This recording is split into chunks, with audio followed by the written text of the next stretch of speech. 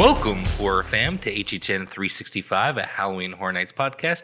As always, my name is Mike, and I'm here with my co-host Duff. How's it going, guys? Duff? How's it going? And we also have Niko with us, our producer, as always. How's it going, Niko? What's going on, y'all? Thanks for making us sound great. Trying to, at least. Yeah. So we have a great show for you tonight. Duff, what do we have in store? So tonight we're going to get into another House Dissection. This time back to HHN29 and Depths of Fear. Oh yeah, this one, it was a controversial one. Controversial for a few reasons. Yeah. One that built throughout the event from there. And I think, did we have it in pretty different places on our list? Or I think it was pretty similar. I know it bounced around a lot for you. Yeah, I think it definitely bounced around for me. I think it bounced around a lot for a lot of people. It did, yeah. But yeah, we'll get into it went that. through changes. Do we have any news or rumors, really? Not really. I mean, if you kind of want to discuss, like, where we stand? Yeah, where we stand on a few of the rumors and speculations that we talked about before. Because I know, like, a few of them have changed. We'll just get into one, like The Conjuring. I think that's becoming less and less likely. Right. Yeah. I guess the word on the street is now that Conjuring might not be happening anymore. I mean, I don't think it was ever a sure thing. Like, this is happening. It was never like a real rumor. It was more like high speculation. But now it's actually coming out. Well, the Ifrit put out the thing that most people thought was about The Conjuring, but that's about it, right? But do we take what he says as rumors? No. A lot of what he says is regurgitated from already established rumors or speculation. Right. And he likes to come out after things have been speculated and make it this is one of my clues. So I don't know. Yeah. If I ever take what he says that some of these other people do. Yeah. So I'm going to say it was never like an established rumor. It was more high speculation. But I'd say like there's more rumor coming out that it won't happen now. Right. People are coming out like, yeah, I'm not sure about that one, guys, from what I'm hearing. So let's quickly go over what are the ones that are now as of late March. We're about to get announcements soon. Soon is speculative, but we always get announcements at least around April. Where we stand now, what are the ones that we think that are more likely than not? Well, I'm still all on board with Haunting of Hill House. Haunting of Hill House. I've said from our original speculation that's the thing we have personally heard from someone that we're kind of allowed to talk about. That's the only one that we have any foreknowledge of. So we came out and said we definitely think that's happening, and then it's come out from others, such as Legacy, that, this is one of them. Right. And as you mentioned before, Ifrit, he's also come out and alluded to that as well. He's gone on board with that one. I mean, it sounds like it's the one. It sounds like it might be like the headliner IP. Right. We'll see. But that's the one I'm most confident in at the moment. Right. Any others that I know that a lot of people are kind of saying that? What are some of the others? Beetlejuice. People are pretty confident in Beetlejuice right now. Creepshow. I've heard a lot about Creepshow coming. The Bride. Yeah, that one is getting. I don't know. I don't feel there's much confidence past Haunting of Hill House. It sounds like Beetlejuice, which I have no horse in that race, so I can't really speak to how confident I would be. Yeah, we said that one was not likely. It sounds like the rumors are heating up. Really heating up on that one. I think right after mainly we put that out. Mainly due to Legacy putting it out. Just to make us, perfect timing. Right after we put out our speculation, it started to heat up on Beetlejuice. Although I think Niko said he thought Niko has always been on his speculate. Yeah. Train. But one more thing, what do y'all think is the effects that COVID-19 is going to have? See, we're going to talk about that in a later episode. Yes. Yeah. So we're gonna kind of not get it. We might bring it up a few times, but we're gonna have an episode kind of based around the possible effects once we learn how much longer this is gonna go, and financial impacts of the parks, how long they have to be closed. Probably next week, if there's not an announcement, I think we're going to do kind of a coronavirus special where we don't think it'll be canceled. We think the parks will be open by then. We think financial impacts could change things, and we'll discuss that in an episode. All right, excellent. So yeah, that's coming next week. We usually drop that at the end, but perfect time to say yeah. So next week, look forward to the coronavirus HHN spectacular. Also, something to look forward to. We are going to start doing some live streaming on likely YouTube, potentially Twitch. We'll talk about the format a little bit and we'll tweet it out. But we're going to play Jackbox games, primarily Quiplash, and we're going to make them HHN based prompts for us to play. Right. So I'm going to get this released before it happens. I think Sunday night is going to be our first one.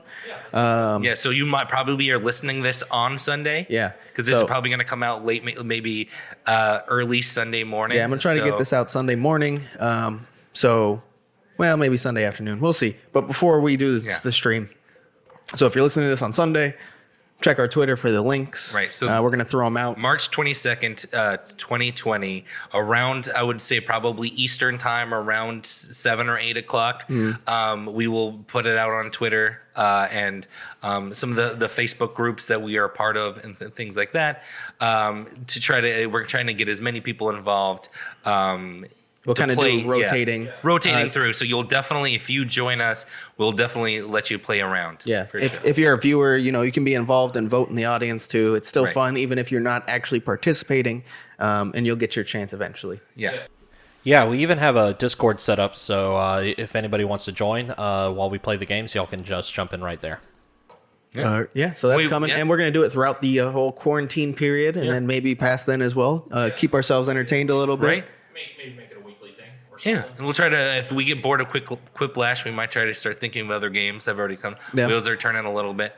Horrified, maybe. We could try to try to figure out how to get a camera set up. And that could be difficult, but we'll look into the possibility. We could figure out something. There's a lot of fun things coming. That's what you should know about this. Lots more interaction. Quarantine has made us more creative, I guess. Yes, absolutely. Yeah, and we want to make sure that we keep entertaining y'all and try to be the little bright light that is in your life that you might have right now. All right. It's mine, so. Well, let's hop right into the episode. So like Duff has already said, this episode is going to be a dissection of Depths of Fear. So Depths of Fear is from HHN29. It was in Sprung Tent 2. The first year that Sprung Tent 2 was ever used was 2006. Some of the kind of highlights that have been in Sprung Tent 2 is Slaughter Cinema, Halloween from the 2004 edition, probably the best Halloween we've had. And what edition? The 2014. I'm sorry. Okay. Yeah. I was like, what? Yes. HHN 24. I said 2004. Yeah. I meant yes. I always get mixed up with saying like the year or the event year because. That's confusing. And that's why I try to go by like HHN 24 or 28 or, saying 17 rather than the year itself, because then I get all confused and it's a mess. That was the year I worked at Universal. That's right. And I actually remember having like breaks out on the porch of the facade, the outside facade. Oh, really? Yeah. I believe we were like kind of tearing down the event, but it was still up there, and we had a break out on like sitting out on the porch. Oh, that's a vivid memory of pretty mine. Nice break spot. Yeah, it was fun. I don't know if we probably were supposed to. Probably not. We did. Popularity, wait times, overall reception. What do you think, Duff? This was kind of middle of the pack, right? Yeah, I mean, there were people who really liked it. There were people who really hated it. There were people whose opinions changed throughout the event, like me. I think middle of the pack would be fair just based on its fluctuation throughout the event. Wait times, I think it was middle of the pack. I think we have 30 minutes now. I think it's longer than that. I think that's just due to the event having longer wait times than 30 for the most part. I think more like 45. Yeah, I would say 30 was maybe like a lower time you would see. It was probably more like an average was 45 to 60. Yeah, I'd say that's fair. Any ads, TV spots, social media integration from this one? Not really. No, not that I can think of or could find. And no real merch. Nope, nothing. So pre-event history. So rumors did begin to surface on this one kind of early, late spring about some sort of underwater house. We didn't really have a code name for it or anything, did we? Not that I can remember. But on it was on May 21st, Universal did put out a press release on this one, and it was announcing the name Depths of Fear, and then the little blurb they released with it went as follows. The workers of a deep sea mining company have found themselves in a dire situation. They've delved too deep and encountered a parasitic race of creatures that turn out to be deadly. Panic ensues as you find yourself encountering infected miners and acidic creatures. The pressure builds as the self-destruct sequences counts down to the inevitable implosion of the facility. Well, yeah, that describes Depths of Fear all right. Yeah. I think they got people excited about it at the time too. Yeah, I've said it before, but this is probably, I didn't do a hype list, but if I did, this probably would have been near the top of. I was super excited for this. I was too. It sounded like a really cool original for me. Yeah, it has a really cool idea, a really cool. You're gonna get some really cool sets. You're going to get these Mouthbrooders that they go on to talk about in more blurb that I decided not to read. Sounded really cool. But yeah, I was super hyped about this one. Yeah, no, definitely. I think most people were. It was at the top or near the top of many hype lists. Yeah. So I don't know if it held strong after the event started, but we'll get more into that. Yeah, it was plagued with problems, but I think we'll get into that. And I think, are we about to start getting into... Yeah, we're about to go into the outside facade. So I think we'll preface what it was plagued by, the issues. So first of all, the Mouthbrooder costumes themselves were considered by many to be a little goofy and cartoony looking. Right. The main issues with them, however, is that they were a bit heavy and caused a lot of problems for the scare actors in them. So they kind of had to take them off a lot. Rumor has it that they were causing injuries to a lot of the characters. So they had really had to. They had to be redesigned multiple times. That didn't fully work out. So a lot of the times throughout this dissection, we're going to mention that these Mouthbrooders became infected miners, and we didn't even nail all of those. In many cases, if they were a Mouthbrooder, they became infected miners near at the later end. points. Yeah, near the end, there was no actual Mouthbrooder characters. If there was a Mouthbrooder in the house, it was more of a static figure, right? They had basically, I don't know if what happened, but there near the end there's really not a lot of actual Mouthbrooders characters. Another issue with the Mouthbrooder costumes themselves, where they were very large and they could always be visible in their boo holes many times. Yes. So it was never effective boo holing. Yeah, and we were talking about this while we were writing this. The boo holes in general in this one were just kind of, I don't know. Very in the open. And yeah. The set design was really cool, but it did really affect the boo holes. So that even the acidic miners, you could kind of see them coming too. They could never truly hide in their boo holes. No, not usually, which was sad. But let's just get into the dissection then. Yeah, absolutely. So the Q/outside facade, it was kind of the standard sprung to tent queue entering by the MIB restrooms. And then you kind of approached a minimalistic outside facade with like shipping containers and scaffolding holding a sign for the Fathomcorp. You enter through these like rusted vault doors to enter the facility. Yeah, so Fathomcorp was the company that did the deep sea mining that you're about to delve into. Yeah. And then there was really no inside facade. No, you had an outside facade, so I guess the inside facade's kind of unnecessary when you're actually the outside facade is taking you in to this facility. But you do kind of enter through this open air hallway that's kind of like only had like a tarped roof. Yeah, it wasn't supposed to be open air. That wasn't like the feeling they wanted to give you, but it was. If you went out through this one, like during Stay and Scream and it was still light outside, it was definitely you could definitely tell that you were still outside in this first open. So a slight design flaw there, I'd say. Right, but they tried. It looked cool. Yeah. As you go through them, you kind of down this hallway. It's almost like kind of like rails on on both sides, right? They had 3 screens down the left-hand side as well. Yeah, and then the screens are projecting kind of like the captain, kind of telling the story of like the Mouthbrooders, and he kind of starts off panicky, and then he just gets more and more panicky as you kind of walk down each screen. As he's a little bit more panicked. Mm-hmm. He describes what the Mouthbrooders, what they do, why they're so scary, and that's that they attack you by spitting this acid in you that lays eggs into the victim, which kind of terrifying. Yeah. Right, and then you get to like the last screen, and there's like a countdown implosions on that last screen. So it really starts the panic feel from before you even encounter any character. So basically, what you're getting from his story is that you have these Mouthbrooders trying to attack you. While this is happening, please get to an escape pod because we're about to implode.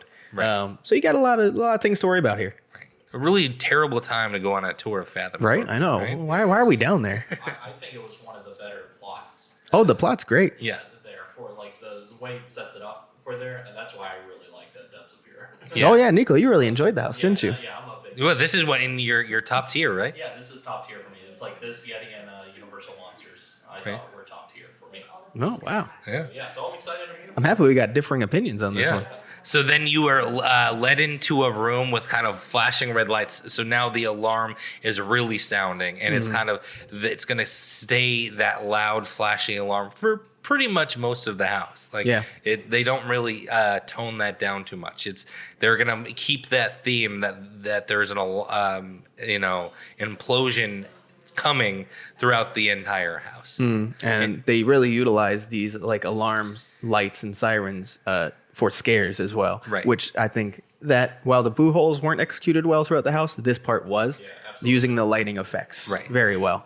And then centered in the room, you're going to see your very first Mouthbrooder, kind of cut in half in the waist and hung over like a pool of water, almost kind of like a weighty pool. To your right, you're going to see a static figure of one of the miners that has been attacked. He has a strain of eggs, like kind of from his torso, kind of leading all the way up in the ceiling.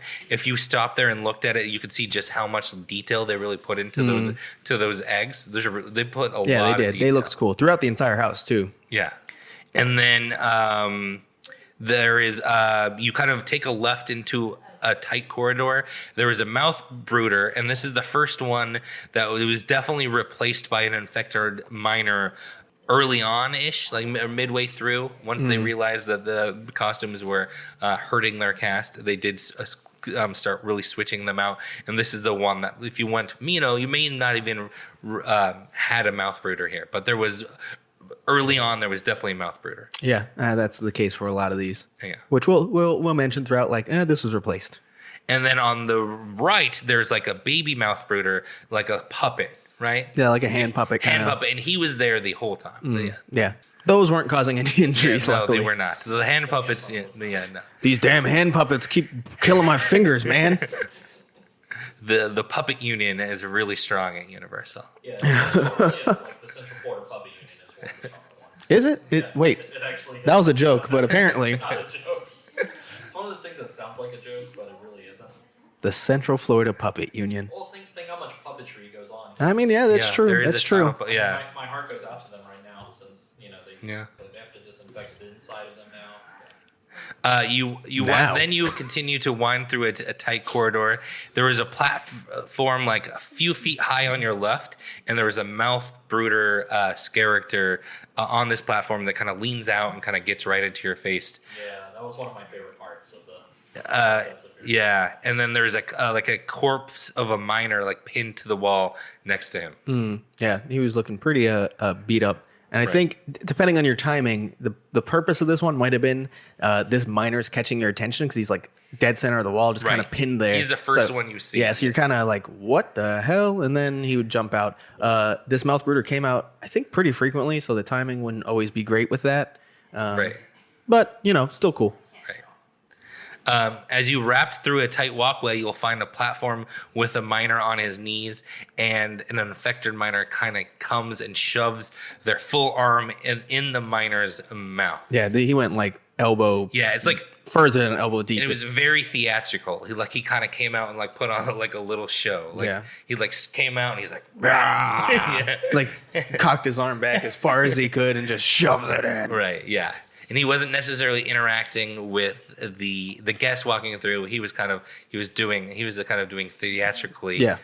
Putting his hand through this other miner's mouth. Then you take kind of like a sharp left, and you're hit by 2 elevated bull holes from like the same infected miner. And then you kind of walk into a medical area with like workstation and like scattered pictures upon the wall. I mean, if you kind of sit there and take a look at it, it kind of builds the backstory a little bit. You see a bunch of the miners like buddy, on the work site having fun. Then you're kind of just like staring down this like empty hallway. And at the very end, you'll find one of the Mouthbrooders, this one on stilts. So, like 9 feet tall. And he kind of starts charging at you at that point. This would sometimes feature a miner who would kind of pop out right before he gets to you. This was another one of the inconsistent scares that kind of really plagued this house. Another thing about the Stiltwalker miner himself is that apparently they were very short-staffed on the available Stiltwalkers for this house. So many times you would not see this Mouthbrooder. And it would just be the miner. Sometimes it would be just the Mouthbrooder and not the miner. Sometimes there would be nothing. Sometimes it would just be an empty hallway. Yeah.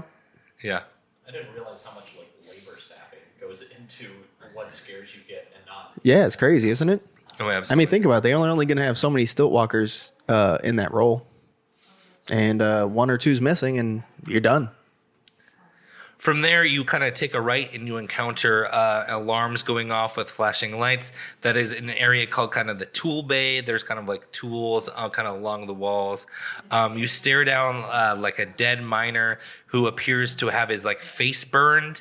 And then from there, like a security guard kind of comes out from a bull hole and kind of steps in front of you and kind of points you towards the escape pods. You turn the corner and that same security guard's character kind of comes around and screams at you, kind of warning you about a Mouthbrooder. And then basically right after, if they time it right, a Mouthbrooder would come out. Just to your left there. Just to your left and scare you.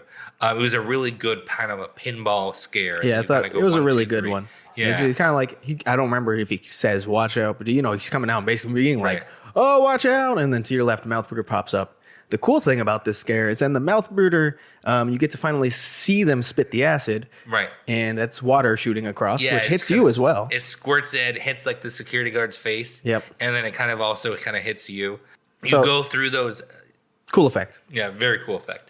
You kind of go through those meat locker curtains into a tunnel with like flowing water on your left hand side. It's really cool. Kind of looks like a mining, where like things kind of run through, like kind of like an old mining flow. Yeah, I don't know how to describe it either. But flowing down different like tubes. Yeah. Like different levels, like where it drops down a little waterfall into another one. Yeah, water falls into another one. Yeah, what they use often for like in mine shafts, mine shafts and things, for sifting through for whatever Fathomcorp was mining. Yeah, like for such an like up to date, like futuristic thing, they really do use a lot of old mining technology. Mm-hmm.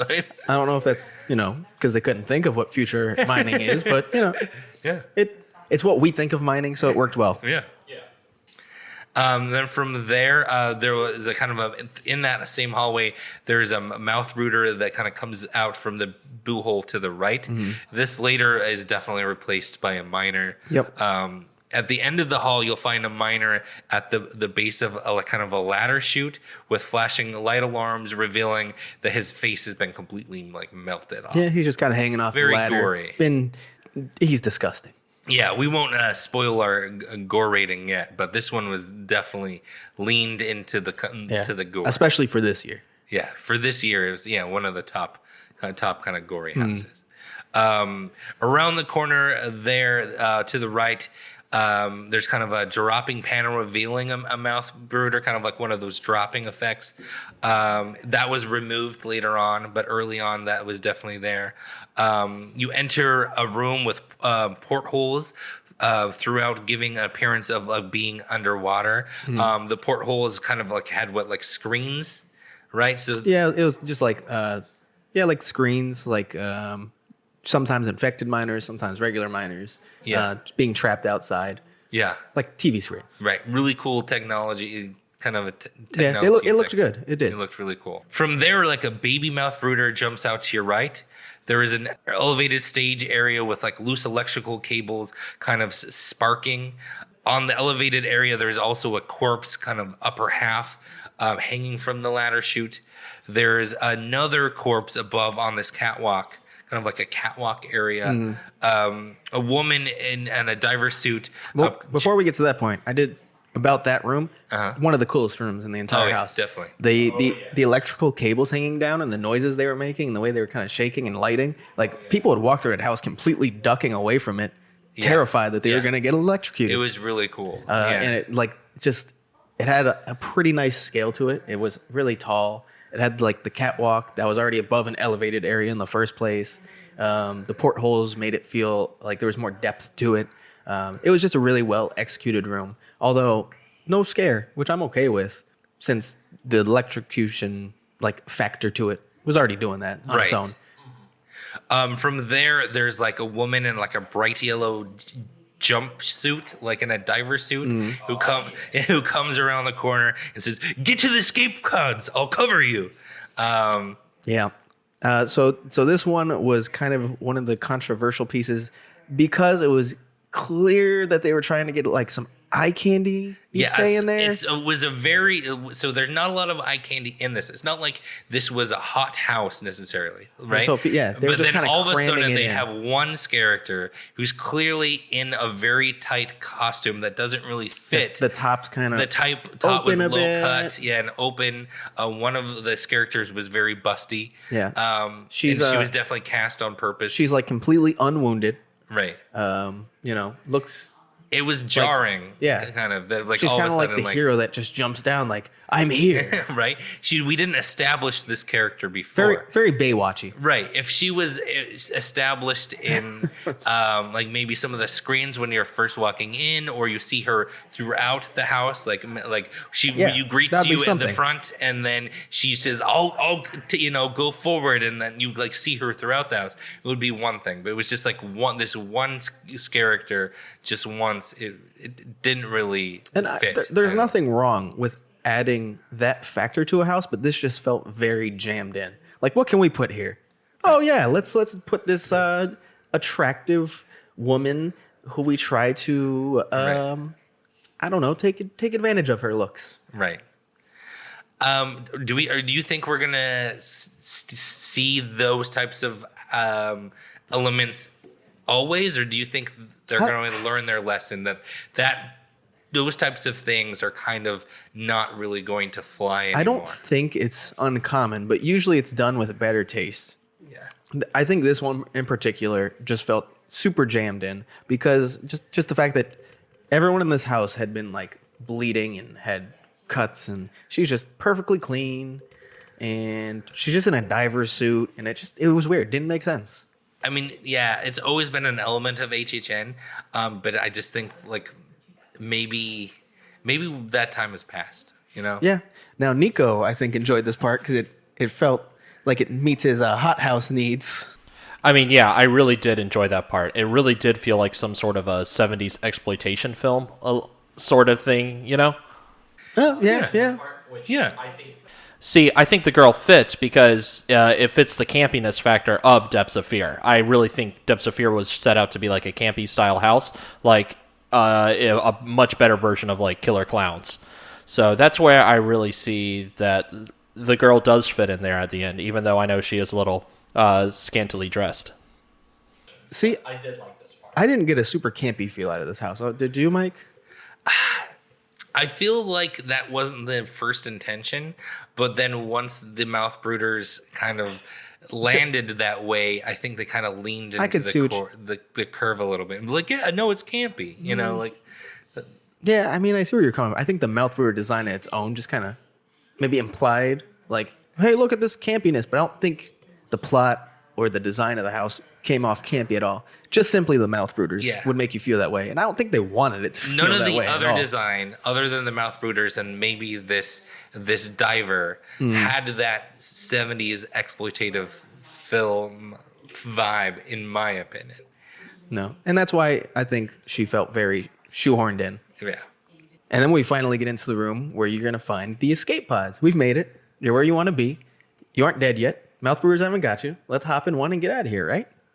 Well, first one locked. Either it's been used or the door's busted, something along those lines. Come along the second one, and it's like the door is completely torn down, and it's kind of like this open, dark area. And it's a boo hole for a mouthbrooder, of course. This is one of the ones we were talking about before where it's not very good because you just see the mouthbrooder goofily standing there the whole time. Right. Until it's the trigger to jump. Scare you. Yeah, no. You're like, I saw you there. Good try, but I saw you the entire time. And then you move on to escape pod number 3, which was the biggest controversy of the house. Yeah, this is the one where it has the dog that had been kind of cut in half by the pod door. Yep. There was huge uproar about this for some reason, about how I get where people are coming from, where it felt like it wasn't part of the story. Like, why did you just have to put this dog cut in half? But there were things throughout the house that actually led you to show there was a dog there. He was featured in a picture. There was a beware of dog sign in the house. So it's not like there was just like no sign of a dog and suddenly dead dog. No one complained about the horses being eaten alive or dead. I don't know what they were supposed to be. In nightingales, there's dead animals. There's been dead babies in houses. And I love dogs, but I mean, it's just horror nights. It's what they do. So after you get past this controversial escape pod, you go to escape pod 4. Then you actually go inside of it. Problem, it's been destroyed. There's dead miners in the seats and in holes around you. And then to your right, there's a mouthbrooder who later becomes an infected miner. What's new? He comes out of the boo hole to your right. And then you can look above you as well, and the roof of the pod is covered with the mouthbrooder eggs, like completely covered. I think that might be my favorite part. Yeah, this is a really cool scene. This is a really cool. If you, it took me a couple of times to really realize to look up, but all the eggs up there, that was such a cool detail. And another cool thing about this is if you were following the plot of what's going on and you had to make it to an escape pod and there's this impending implosion, you've just realized this was your last chance, you made it in, and you're not getting out. No. So at this point, you've accepted it's over, a mouthbrooder's going to get me, or this is going to implode while I'm in here. One of the two, right? So at this point, basically, you're going to walk outside of this escape pod, through a little bit tunnel into a room, some crazy flashing lights going on. There's a mouthbrooder running away, which is apparently, he's kind of running towards you on like an elevated stage. Right. Supposedly, he's running from the implosion that's happening behind him. So it's kind of over for you at this point. You get one good scare here, though. There's an infected miner who jumps up from the right because your full attention is on this mouthbrooder who's fully centered in front of you. Right. So that's a decent scare there. You're going to take a final turn towards the exit. There is going to be one more mouthbrooder scare who jumps out, later an infected miner, and then you leave the tent. Yep, and that's basically the rundown. Let's get into our scales. So the first one we always do is the scary scale. Duff, how scary did you think this house was? I think a 6 to 7. I think it could be taken pretty scary. Personally, I'd put it a little lower just because the mouthbrooders were so goofy. I think if we took a general scale, it'd probably be a little scary. I don't know. How do you feel? Should we go with general scare or should we go with our personal 100%? I would say it was not very scary. So you want to go with like a 5? That was the main problem, I think, with the house. Yeah, it wasn't the scariest house. Like I said, I thought it was a lot more campy, so I wouldn't say it's that scary. I thought it had good effects with sound and light. Yeah. That helped it a lot. Well, yeah, we'll get to that. Well, I think for scariness, I think. Okay, yeah, I mean, the immersiveness definitely did help with the scariness. Yeah. So what do you want to give it? Let's give it a 6. It was the second least scariest house. I was going to say 5. Okay, yeah, 5. Okay. 5's good. Yeah, it was like middle of the road scary. Definitely not as not scary as some of the others this year. No. But I don't think you could take the mouthbrooders seriously. That's the problem for me. No. They did it really well with kind of immersing you into the story and getting you kind of anxious from the beginning, which did help with the scare factor. Yeah, definitely. So we'll just go right into the immersive scale then. And I don't know. What do you think, Mike? I think this is the best part about the house. Yeah, I agree. think they really did really well building the story from the beginning, even before you get into the queue, and then as soon as you get in with the countdown and hearing about the Mouthbrooders in kind of that first hallway, they did a really really good job on this part, the immersive, putting you into the story. Absolutely, 100% agree with that. Nico, would you rate it?